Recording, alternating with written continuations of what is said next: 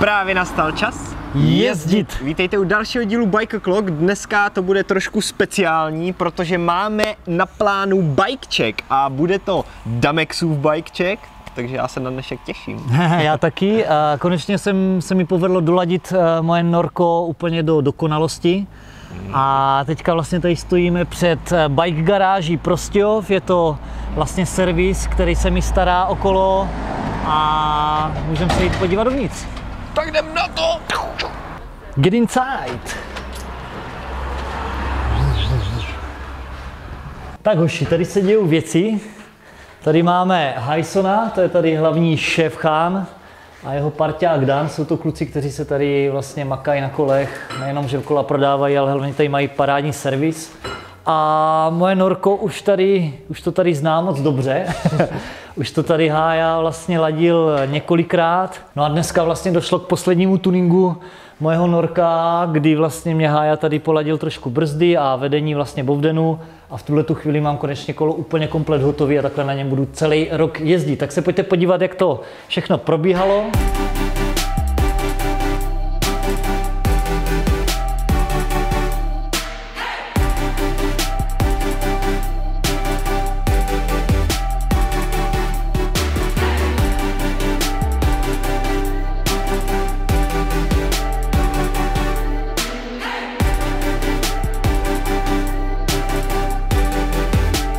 Nabroušený. Nestěžklo ti? Ne, kdeže. Bestie. Tak jo, tak díky moc za bomba práci, jako vždycky. Tak to šlape. Tobě taky. A my vyrazíme ven a tam si vlastně to kolo můžeme pořádně prohlídnout, říct si nějaký detailní popis a tak no, každopádně pokud kdokoliv by potřeboval se svým kolem, tak rozhodně doporučuji tadyhle bike garáž v Prostějově. Nejlepší servis ever. Tak jdem na to.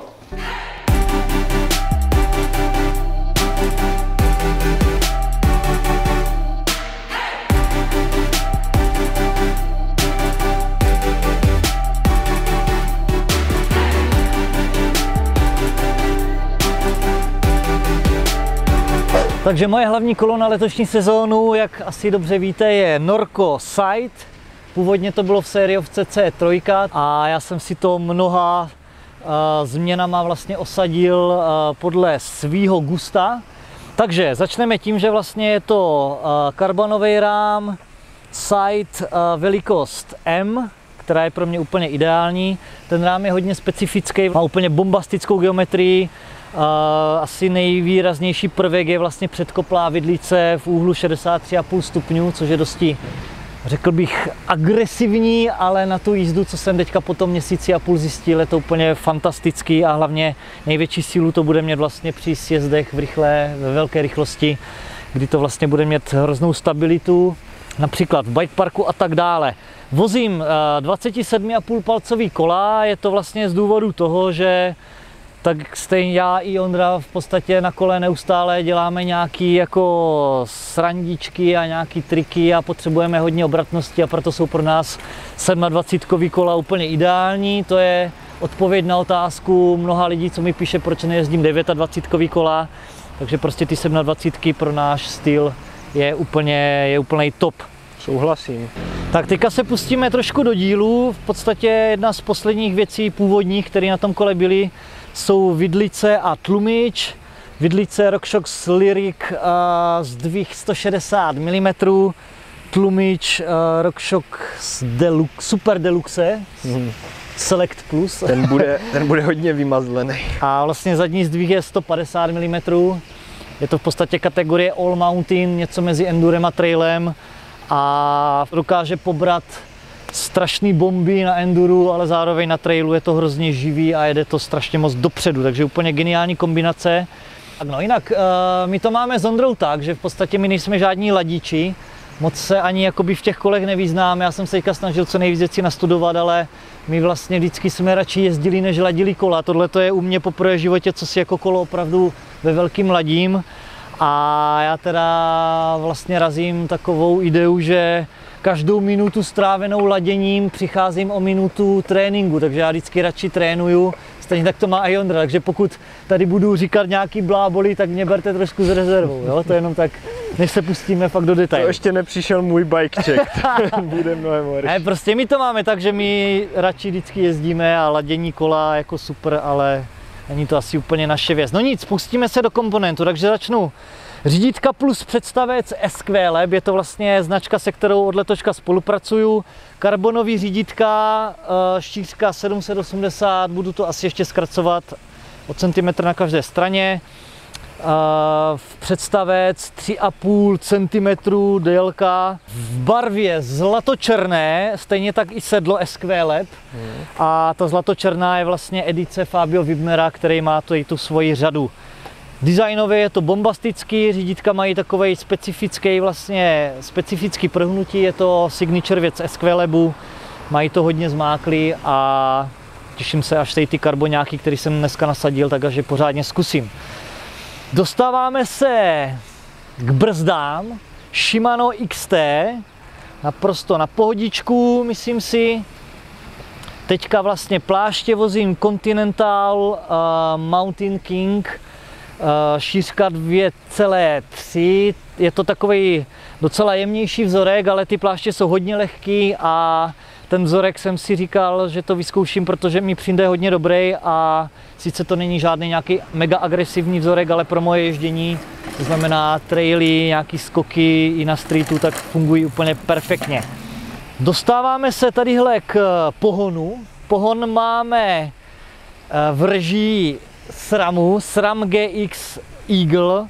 Samozřejmě z minulých videí jste viděli, že vlastně vozím, stejně tak i Ondra, vozíme novou bezdrátovou přehazovačku SRAM GX AXS. Je to úplně bombastická věc a rozhodně jako si na tom tu jízdu hodně užíváme. K tomu vlastně mám nahozený kliky SRAM GX a 12 kolečko, ty zuby, myslím, že nějakých 10 až 52 nebo něco takového. No prostě asi ta největší pila je fakt obrovská, no. Je to prostě gigantická kazeta. Je to gigantická kazeta, mega dobře vypadá a rozhodně mega dobře funguje. Řetěz taky SRAM, to je jasný. Teleskopická sedlovka, velice zásadní prvek samozřejmě těch all mountain kol. Zdvih 170 mm, obrovský zdvih, což je úplně geniální, protože dokážu mít vlastně sedlo hodně nízko, což potřebuju při své jízdě nejčastěji. A když potřebuju někam šlápnout, což se moc často nestává, tak si to prostě vytáhnu nahoru, šlapu a mám to dostatečně vysoko. Takže tohle je vychytávka vlastně toho rámu, toho norka, že dokáže vlastně takhle vysokou sedlovku vsadit hluboko do rámu a co jsem se tak koukal, tak to není úplně jakoby moc standardní věc, že by M-kový rámy měly takhle vysokou sedlovku. Takže v tomhletom norko naprosto vychytalo tuhle situaci. Tak teď se můžeme dostat k pedálům. Jsou to pedály, které jsem vyzkoušel letos poprvé a hodně mě překvapily od značky Exustar. Jsou hodně velký, mají perfektní tvar. Někteří lidi občas kritizují tu barvu, ale mně se to líbí. Tady ta oranžová, limonádová a hlavně jakoby jsou strašně pohodlný a v kombinaci s 510, který mám od Element Storeu, doporučuji mrknout na Element Store pro tyhle parádní boty, tak kombinace těchto pedálů vlastně s těma botkama 510 je úplně dokonalá. Ty boty tam držej, jsou strašně pohodlný tím, že jsou velký, že mají velkou platformu a tak. Určitě jinak k těm komponentům, co tady popisuju, tak určitě uvidíte popisky vlastně pod videem, kde se dostanete k velké řadě těchto komponentů. Tak, co bychom mohli dál zmínit? Určitě bych teďka zmínil, to byla vlastně věc, kterou jsem ladil tadyhle v bike garáži, tady v Prostějově, kdy mi vlastně Roman Hyson ladil vedení hadiček a bovdenu, tak já jsem vlastně dosáhl toho, že mám takhle strašně jednoduchý vlastně systém, kdy mám spojenou hadičku zadní brzdy s lankem od sedlovky. Přední brzda je vedená vlastně skrz představec a žádný další lanko nemám. Proč? Protože mám bezdrátovou přehazku, takže mám úplně mega čistý tady výhled před řídítkama. Vypadá to úplně fantasticky, vypadá tak na nějakým spíš slopestyleovým kole. A co je na tom všem nejlepší je to, že vlastně můžu protáčet řídítka. To je boží. Takže to je nový prvek na enduro kole, který jsem vlastně za poslední dobu nikdy neměl a na to se těším úplně mega, protože to strašně vlastně pomůže v nějaké kreativitě při ježdění. Mega se těším, až budu moct posílat třeba bar spiny nebo prostě nějaký foot jam tail whipy, nedej bože, když tam kopnu na nějakým skoku na téhleté káře tail whipa, tak to bude strašně hustý a na to se strašně moc těším. Tak dostáváme se do finále popisu mýho kola. Ještě jsem nezmínil vlastně výplety, který jsem tam nahodil Syncross. S výpletama průběžně tak nějak experimentuju, zkouším prostě různý. Ty Syncrossy mě přišly docela dobrý váhově, zatím ji docela dost držej, takže zatím spokojenost. Vodítko E13, aby mi nepadal řetěz. Jo, a ještě jsem taky nezmínil fakt, to se mě taky hodně lidí jako píše a ptá, jestli vozím duše, proč nevozím bezdušáky, bla, bla, bla. V tuhle chvíli mám prostě radši duše a nedostal jsem se k tomu, abych začal patlat do těch kol jako nějaký tým mlíka a takovýhle věci, respektive já jsem to zkoušel asi před rokem nebo před 2, ale při streetovém ježdění mě vlastně při dopadech na nějaký hrany nebo při wallridech tak mě to prostě ustříkávalo a mě to tak strašně nervilo vždycky, že jsem prostě zastáncem duší a v podstatě se mi málo kdy stane, že bych prorazil duši, když se tomu tak stane, tak to prostě vyměním, neřeším, mám to odzkoušený a mám klid. Každopádně mám teďka v Merku vyzkoušet nějaký různý vložky i pro dušový, i pro bezdušový systémy, tak možná s tím nějak zaexperimentuju, ale osobně prostě mi nedělá problém jezdit s dušema. Jestli můžu, věc, která by zajímala mě, tlaky v pneumatikách, teda když jezdíš duše a tlaky v tlumičích. Dobrá otázka, vynikající otázka. Tlaky v pneumatikách na beton, jasný. Tlaky v tlumiči a ve vidlicích na beton. Takže jestli jako to říkáš tak, že jedeš jako úplně full tlak jakoby v tlumiči, jo? V podstatě, co je tam dovolený. No, jako jsem téměř jako někde na maximum, já nevím, jestli tam jsou nějaký ty čísla 350 nebo něco, ale já myslím, že to má nafučíno na 280 PSI nebo něco takového, k těm 300. Vidlici mám taky hodně, jo. 120. A odskoky jedeš taky na max, nejrychlejší? Odskoky mám téměř nejrychlejší, spíš jako rychlejší. Je to vlastně z důvodu toho, že můj jízdní styl většinou je takovej, že vlastně rád skáču, rád vyskakuju, mám rád prostě ježdění na streetu, kde prostě vyskakuju velký bunny hopy a podobné věci, dropy na placku na beton a podobně. Z toho důvodu mám vlastně všechno hodně tvrdý, protože to tak prostě líp funguje a dám jakoby lepší věci, když to máme natvrdo, než když mám nějakou žvýkačku. Možná, že až budeme lítat víc bike parky s roletama a kořenama, tak trošku upustíme. Přesně tak, no, pak když bude situace, kdy přesně jak říkáš, no, kdy bude potřeba trošku, aby ta jízda byla jako taková víc jako na pohodičku, víc vyžehlená, tak samozřejmě se dá vždycky ufouknout, ale já stejně tak věřím, že v Ondrovém bikechecku i Ondra vlastně nadhodí to, že vlastně my rádi jezdíme všechno nabombený, protože prostě street trial je nejvíc a je fantastický vlastně, jak tohleto kolo dokáže fungovat i třeba při tom street trialu. Souhlas.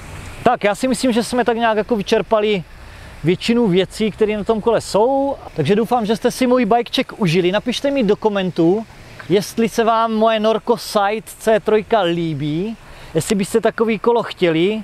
A napište mi taky, co se vám na tom kole líbí nejvíc, jaký komponent, jaká kombinace, anebo co byste třeba úplně změnili, co si myslíte, že by třeba fungovalo ještě líp. Já musím říct, že Norco Sight je prostě úplně fantastická mašina. Já na tom kole jezdím zhruba 1,5 měsíce a každý den, kdy na něho sednu, tak prostě jako nechápu z toho, co na tom vždycky jde jakoby vymyslet. Je to fakt úplně bombastický stroj, jsem z něho maximálně nadšenej a strašně moc se těším, až s Ondrisem vyrazíme v létě do bike parku a budeme drtit i nějaký pořádný bike parky, plus prostě další streety, dirty, traily a všechny možné věci a tak dále. Tak za mě byl Damexův bikecheck v topu. Určitě si myslím, že moje nejoblíbenější část toho kola je ta teleskopická sedlovka a taky ta sada té bezdrátové přihazovačky, tu mám ale taky. Takže doufám, že se brzo dostaneme i k mému bikechecku. Já se na tvůj bikecheck mega těším a budeme pak vlastně moc porovnat, nebo naši diváci pak budou moct i ve finále porovnat, který kolo je víc nadupaný. Přesně tak. Takže jo, díky moc, že jste se koukali, pokud se vám náš content líbí, tak nám dejte like, koment, odběr a těšte se na další videa, protože my jedeme dál!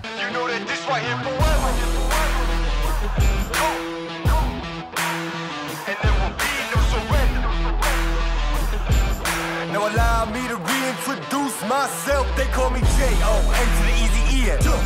Know that we undefeated. Y'all are beneath them speeches trying to air a grievance, but his lines are overhead. Better check the air for clearance. Call the tower. This is our clear.